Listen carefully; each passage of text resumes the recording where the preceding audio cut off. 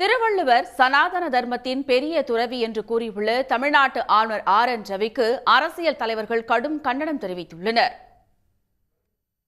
திருச்சி மாவட்டம் முசிறி குணசீலத்தில் திருக்குறள் தொடர்பான புத்தக வெளியீட்டு விழா ஒன்றில் பங்கேற்று பேசிய ஆளுநர் RN ரவி திருக்குறள் ஒரு ஆன்மீக புத்தகம் என்று குறிப்பிட்டார்.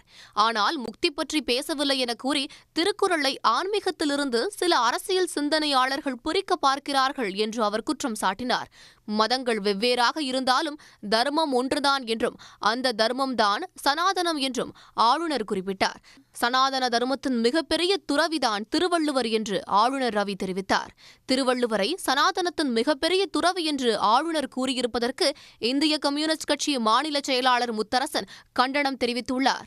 இறந்தும் உயிர் வாழ்தல் வேண்டின் பறந்து கெடுக உலகு இயற்றியான் என்று கற்பனை கருத்தியலை சாடுவதோடு உழைப்பின் மேன்மையை திருக்குறள் எடுத்துக் கூறுகிறது என்று கூறியிருக்கும் முத்தரசன் சுட்டிக்காட்டியுள்ளார்.